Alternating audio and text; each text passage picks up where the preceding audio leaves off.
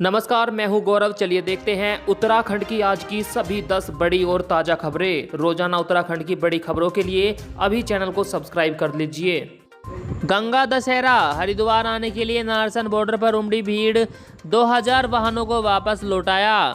गंगा दशहरा और निर्जला एकादशी पर बाहरी राज्यों के श्रद्धालुओं के प्रतिबंध के बावजूद बड़ी संख्या में लोग हरिद्वार आने के लिए नारसन बॉर्डर पहुंचे।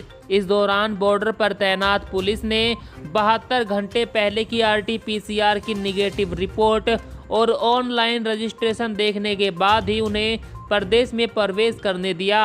बिना टेस्ट रिपोर्ट के पहुंचे 2000 से अधिक वाहनों को वापस लौटा दिया गया। इसी बीच यात्रियों की पुलिस से नोकझोंक भी होती रही। और बीते 24 घंटों के दौरान क्या है उत्तराखंड में कोरोना की स्थिति, ये डालते हैं संक्षेप में नज़र। उत्तराखंड में बीते 24 घंटों में कोरोना के 136 मामले सामने आए, वहीं 4 मरीजों की मौत हुई। इसके अलावा 206 मरीज ठीक होने के बाद अपने घर गए। स्वास्थ्य विभाग की ओर से जारी बुलेटिन के अनुसार 16,043 लोगों की जांच की गई थी। वहीं चंपावत में 5, चमोली में 1, देहरादून में 53, हरिद्वार में 9, नैनीताल में 3, पौड़ी में 4, पिथौरगढ़ में 4, रुद्रप्रयाग में 10, टिहरी में 14, उधम सिंह नगर में 11, उत्तरकाशी में 12 मामले मिले। उत्तराखंड मौसम अपडेट। प्रदेश के कई जिलों में आज फिर बारिश की चेतावनी। प्रदेश के कई जिलों में भारी बारिश हो सकती है। मौसम विभाग ने इन जिलों में कई स्थानों पर भारी बारिश की संभावना जताई। कुछ अन्य इलाकों में गर्जना के साथ आकाशीय बिजली चमकने और तेज बौछारें पड़ने का भी अनुमान है। उत्तराखंड के अधिकतर इलाकों में तीसरे दिन भी रुक रुक कर बारिश जारी रही। वहीं दोपहर बाद देहरादून सहित कई इलाकों में मौसम साफ हो गया। आपको बता दें कि आने वाले 24 घंटों में मौसम विभाग के अनुसार पिथौरगढ़, नैनीताल, चंपावत, देहरादून, पौड़ी, टिहरी जिलों में कई जगह बारिश हो सकती है। भारी बारिश के बाद उत्तराखंड में 437 सड़कें बंद, जगह जगह फंसे यात्री। बद्रीनाथ हाईवे तीसरे दिन भी नहीं खुला। उत्तराखंड में पिछले 3 दिनों से लगातार हो रही भारी बारिश से सड़कें बुरी तरह से क्षतिग्रस्त हो गई। नेशनल हाईवे, राज्य मार्ग, जिला मार्ग और ग्रामीण सड़कों को मिलाकर कुल 437 सड़कें बंद चल रही है। इस वजह से राज्य भर में लोगों को आवाजाही में भारी परेशानियों का सामना उठाना पड़ा। लोक निर्माण विभाग के प्रमुख अभियंता हरिओम शर्मा ने बताया कि सुबह तक राज्य भर में कुल 437 सड़कें बंद थी और इन्हें खोलने के प्रयास किए जा रहे थे। अब दोस्तों संग बैठकर पी सकेंगे शराब, उत्तराखंड में खुलेंगे बार, ये होगी गाइडलाइन। उत्तराखंड सरकार ने भले ही कोविड कर्फ्यू को 22 से बढ़ाकर 29 जून कर दिया हो, लेकिन व्यापारियों सहित आमजन को राहत भी दी गई। सरकार ने होटल, रेस्टोरेंट सहित बार को खोलने का फैसला लिया। सरकारी प्रवक्ता सुबोध उनियाल ने बताया कि मुख्यमंत्री तीरथ सिंह रावत की अध्यक्षता में कोविड कर्फ्यू को लेकर एक अहम बैठक आयोजित की गई। बैठक में फैसला किया गया कि होटल, रेस्टोरेंट सहित बार को 50% क्षमता के साथ खोला जाएगा। कहा कि होटलों को रात 10 बजे से सुबह 6 बजे तक बंद रखा जाएगा। कहा कि भले ही प्रदेश में कोरोना केसों में कमी हो, लेकिन सरकार किसी भी तरह से ढिलाई देने के मूड में कतई नहीं है। कहा कि सभी के लिए सख्ती से कोविड गाइडलाइन का पालन कराना अनिवार्य है। उन्होंने कहा कि सरकार ने पहले ही शराब की दुकानें खोलने की अनुमति दी थी और अब बार भी खोले जाएंगे।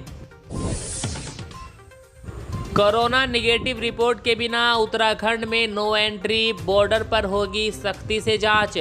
जी हां, बड़ी खबर है। जो भी लोग उत्तराखंड में जाना चाहते हैं, उत्तराखंड में दूसरे राज्यों से आने के लिए कोरोना निगेटिव रिपोर्ट अनिवार्य है। दिल्ली, यूपी समेत दूसरे प्रदेशों से उत्तराखंड आने वाले यात्रियों को कोरोना की निगेटिव रिपोर्ट दिखानी ही पड़ेगी। सरकारी प्रवक्ता सुबोध उनियाल ने बताया कि भले ही प्रदेश में कोरोना का ग्राफ कुछ कम हुआ हो, लेकिन सरकार ढिलाई करने के मूड में बिल्कुल भी नहीं है। उन्होंने बताया कि दूसरे प्रदेशों से उत्तराखंड आने के लिए RT-PCR, एंटीजन या रैपिड टेस्ट की निगेटिव रिपोर्ट होना अनिवार्य है। साथ ही बॉर्डर पर सख्ती से रिपोर्ट जो है वह देखी जाएगी, जांच की जाएगी। तो दोस्तों, अगर उत्तराखंड में जाने का इरादा है तो कोरोना रिपोर्ट निगेटिव अनिवार्य है, ध्यान रखना। दिल्ली एम्स ने किया दावा, कोरोना की तीसरी लहर से बच्चों को नहीं है खतरा।